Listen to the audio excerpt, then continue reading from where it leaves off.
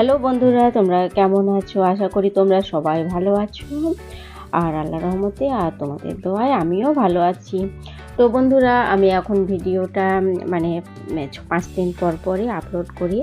কারণ বাচ্চাদের নিয়ে এতটাই ব্যস্ত হয়ে পড়েছি, তাদের স্কুলে এখন স্কুল শুরু হয়ে গেছে, স্কুলে পাঠানো, তাদের হোমওয়ার্ক করায়, তো এই নিয়ে অবশ্য ব্যস্ততার জন্যই আমার ভিডিওটা আপলোড করা হচ্ছে না। তো বন্ধুরা, আমি এখন ৫ দিন পর পরেই ভিডিওটা আপলোড করি। আর এখন অনেক ভোরবেলা, প্রায় 6:30। তো এখন শীতও কমে গেছে অনেকটাই। তো আমার ছেলে এখন স্কুলে যাবে আর ওর গাড়ি এখনই আসবে। অবশ্য আজকে একটু লেট হয়ে গেছে, তো গাড়ি এখনও এলো না। এখন 6:35 বেজে গেছে। তো এখন যেহেতু শীতটা একটু কমে গেছে, তাই মনে হচ্ছে যেন অনেকটাই সকালবেলায় অনেকটাই আলোটা বেশি হয়ে গেছে। আর কিছুদিন আগে তো অন্ধকার হয়ে যাচ্ছিল। তো যাই হোক, কিছুক্ষণ ওয়েট করার পর আমাদের যে পুলকার স্কুলের, তো সেটা এসে গেছে। তো আমি এখন আমার ছেলেকে পুলকারে উঠিয়ে দিলাম, আর ও এই যে পুলকারে করে যাচ্ছে। তো এখন আমি বাড়ি ফিরে যাব। আর এটা আমাদের বিল্ডিংয়ের সামনে যে রাস্তাটা আছে, তো সেখানে পুলকারটা আসে। তো যেহেতু বন্ধুরা এখন স্কুল খুলে গেছে, আর আমার দুটো বাচ্চার স্কুলের যে টাইমিং, সেটা দুটো শিফটে, আমার ছেলের মর্নিং শিফটে আর মেয়ের ডে শিফটে। তো এই কারণে দুজনকে দুবার স্কুলে টাইমলি পাঠানো, তাদের টিফিন রেডি করা, তাদেরও রেডি করা, তাদের ড্রেস পরানো থেকে আরম্ভ করে বুক গোছানো থেকে সব কিছুই আমাকে করে দিতে হয়।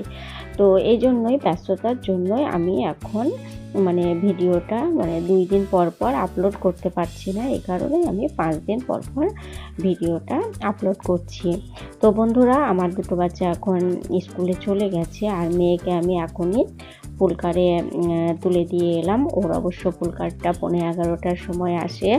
তো ওকে তুলে দিয়ে আমি এখন বাড়ি ফিরে এই একটা তেলের জার কিনেছি, যেটা আমার তেল রাখার জন্য খুবই অসুবিধা হচ্ছিল। আমার যে একটা তেলের বোতল ছিল, তো সেটা আমি কিছুদিন আগে গ্যাস ওভেনের পাশে রেখেছিলাম, আর সেটা একটু তাপ পেয়ে গলে গেছে। তো এই কারণে তেল রাখার অসুবিধার জন্য আমার আমি এই জারটা কিনেছি। এই যে তেল রাখার খুব এটা পছন্দ হলো, তো এই জন্যই নিয়ে নিলাম। আর আমার কাঁচের আগেও একটা তেলের ছিল, তো সেটাও হাত থেকে পড়ে ভেঙে গেছে। তো এই কারণে আমি এই প্লাস্টিক তেল রাখার যে জাগ, তো এটা কিনেছি। আর তার সঙ্গে সঙ্গে আমার মেয়েকে পুলকারে তুলে দেওয়ার পর আমি কিছু থেকে দোকানও করে নিয়ে এলাম। কারণ এই সমস্ত জিনিস তো লাগে, টোস্ট, সুজি, তেল, তো এগুলো দরকার ছিল। তো এগুলোই কিনে আমি বাড়ি ফিরলাম। তো এখন এইগুলো আমি ঢেলে ঠিকমতো রেখে দেবো, আর তেলটাও তেলের জারে ঢেলে রাখবো। আর আমার ছেলে মেয়ে সুজির যে বরফি, আমি সুজির বরফি তৈরি করে সেটা কেটে কেটে বরফির মতো করে দিই। তো আমার ছেলে মেয়ে সেটা খুবই পছন্দ করে। তো এই কারণেই আমি 2 প্যাকেট সুজিও নিয়ে নিয়েছি, তার সঙ্গে 2 প্যাকেট টোস্ট, আর চ্যাংস, আর 1 পাউচ তেল, সর্ষের তেল। অবশ্য সর্ষের তেল বাড়ি থেকে অনেকটা আনা হয়েছিল, কিন্তু বাড়ির যে তেলটা ছিল, তো সেটা এখন শেষ হয়ে গেছে। তো এখন এখান থেকে আমরা কিনে নিলাম। আর এখন আমি এই সর্ষের তেলটা এই জারে ভরবো। আর এটা খুবই সুন্দর একটা জার তেলের। তো এই জারটাতে আমি সর্ষের তেলটা ঢেলে রাখবো। অবশ্য বাড়ির তেলের স্বাদই অন্যরকম, কিন্তু এখন যেহেতু বাড়িতে আমরা অনেক দিন থেকে বাড়ি যাওয়া হয়নি, আর তেলও আনা হয়নি, তো এই কারণেই আমি দোকান থেকে 1 পাউচ সর্ষের তেল, অবশ্যই এটা কাচ্চিঘানি সর্ষের তেল, তো অবশ্যই ভালো হবে। তো এই জন্য আমি 1 পাউচ 1 কিলো সর্ষের তেল কিনে নিলাম। আর এখন আমি এই জারটাতে ভরে দিচ্ছি। তো এই জারটাতে ভরা খুবই ইজি, কারণ অন্যান্য ছোট মুখ হলে সেটাতে আবার ফানেল লাগিয়ে তেল ভরতে হয়, কিন্তু এটাতে ডাইরেক্ট পাউচটাকে একটু কেটেই তেলটা সহজেই এই তেলের জারের মধ্যে ভরা যাচ্ছে। তো যেহেতু আমার এটা পছন্দ হলো, তো এই কারণে আমি এটা কিনে নিলাম। আর এটাতে তেল ভরাও যেমন সহজ, আর এর যে ঢাকনা আছে তো এর ঢাকনাটা লাগিয়ে দিয়ে এই মানে তেলটা ইউজ করাও খুবই সহজ। তো বন্ধুরা, এটা যদি তোমাদের ভালো লেগে থাকে তো তোমরাও এটা মানে পাড়ার দোকান থেকেও এটা কিনে নিতে পারো। আর এটা খুবই সুন্দর মানে একটা তেলের জার।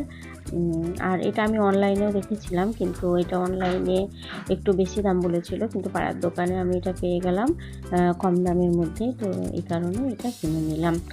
আর এখন আমি এই সুজিগুলো ভেজে রেখে দিচ্ছি। অবশ্য এক প্যাকেট আমি এখন ভেজে রেখে দেবো। এক প্যাকেটে প্রায় হাফ কিলো মতো সুজি যে আছে, তো এটা আমি ভেজে রেখে দিচ্ছি, কারণ আমার ছেলেমেয়েরা সুজির মানে বরফি যে হালুয়া, তো সেটা খেতে খুবই পছন্দ করে। তো এই জন্যই আমি সুজিটা এখন আস্তে আস্তে ভেজে রেখে দিচ্ছি। আর বন্ধুরা, তোমরা তো জানো যে সুজি একটু টাইম নিয়ে ভাজতে হয়, কারণ এটা মানে ধিমি আঁচে আস্তে আস্তে ভাজতে হয়। যদি একটু তেজ আঁচ দেওয়া যায় তাহলে সুজিটা পুড়ে যাওয়ার সম্ভাবনা থাকে, আর পুড়ে যাওয়া সুজি খেতে একদমও ভালো লাগে না।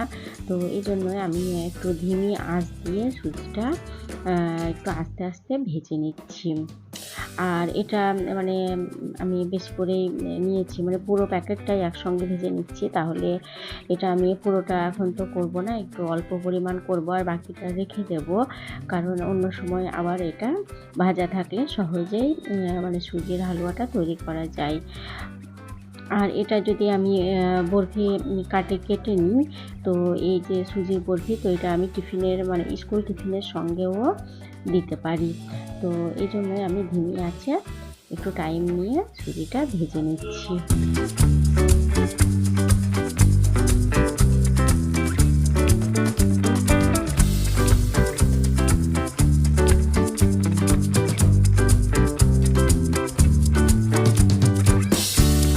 তো বন্ধুরা, আমার সুজিটা তো সুন্দরভাবে ভাজা হয়ে গেল।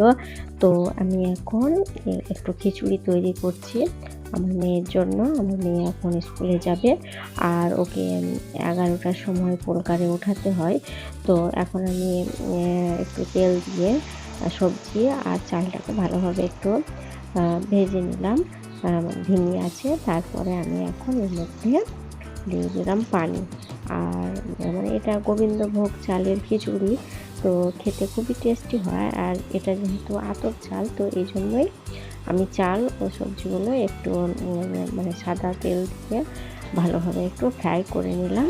তারপরে আমি এর মধ্যে পানি দিয়ে দিলাম। অবশ্যই এর মধ্যে আমি আদা রসুন ও একটু দিয়ে দিয়েছি। আর এখন আমি এটা মানে পানি দেওয়ার পরে ফ্রাই প্যানের লিডটা দিয়ে দিলাম।